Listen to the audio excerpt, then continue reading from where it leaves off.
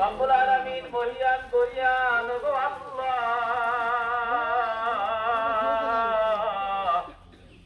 জীবনের শেষ গন্তব্য স্থানে দাঁড়াইয়া তোমার দরবারে হাত উঠাই। ইস্তেগফার পাঠ করেছি, ফাতিহা শরীফ পাঠ করেছি, ইখলাস পাঠ করেছি, আল্লাহ দুরূদ শরীফ পাঠ করেছি।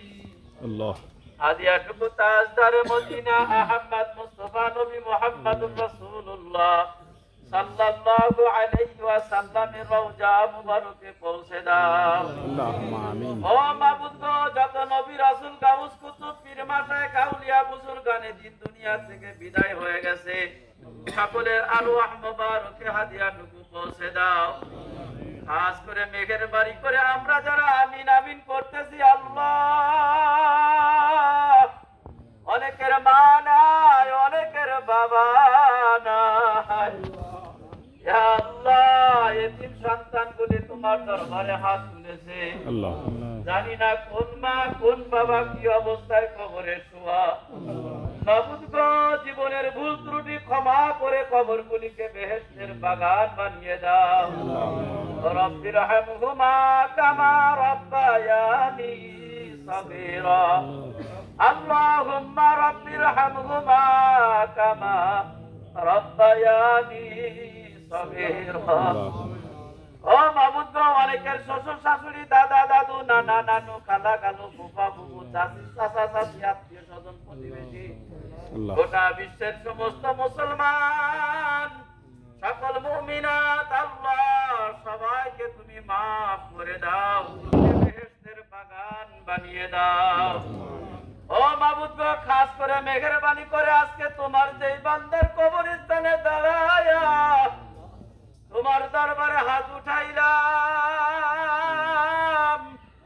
ও মাবুদ গো, সকলেই আমরা দোয়া করি। মাবুদ গো, মুনকার নকির আসবে, কবরে সওয়াল করবে, আল্লাহ আল্লাহ কবরের সওয়াল জবাবকে তুমি সহজ করে দাও। ইয়া আল্লাহ, ইয়া আল্লাহ মুহাব্বতের খাদালায়া তার জন্য দোয়া করে।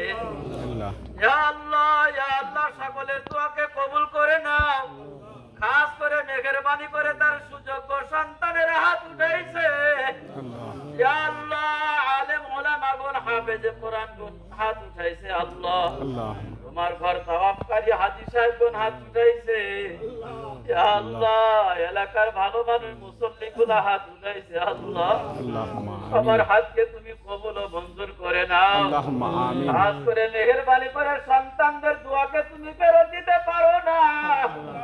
তোমার নবী বলেছেন, সন্তান যখন বাবা মায়ের জন্য হাত তুলে চোখের পানি ছেড়ে কান্দে, চোখের পানি নাকের ডগায় আসার আগে আগে কবরে যত আযাবই থাক মাফ হয়ে যায়। আল্লাহ আল্লাহ ইয়া আল্লাহ সকলকে ফেরত দিলো, তার সন্তানদেরকে তুমি ফেরত দিও। ইয়া আল্লাহ ইয়া আল্লাহ, সন্তান বাবার কবরের পাশে গিয়ে বাবা বলে বারবার করে ডাক দিবে। আমরা যখন বাবাকে ডাক দেই কবরের পাশে গিয়া, বাবা আর ডাকের জবাব দেয় না। একই অবস্থা হয়ে গেল আমাদের ভাইজানের জন্য। আল্লাহ ভাইজানেরা যতই বাবাকে ডাক দেবে, বাবা ডাকের জবাব দিবে না।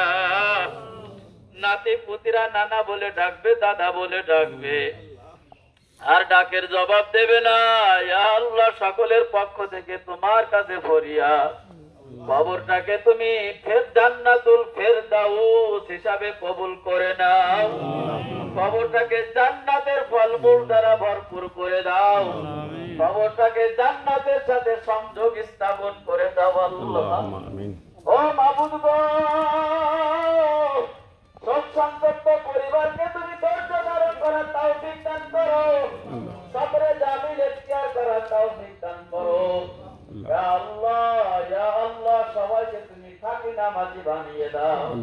পরিবারের সবাইকে তুমি শরিয়া অনুযায়ী জীবন পরিচালনা করার তৌফিক দান করো। গোটা বিশ্বের মুসলমানদেরকে মাফ করে দাও।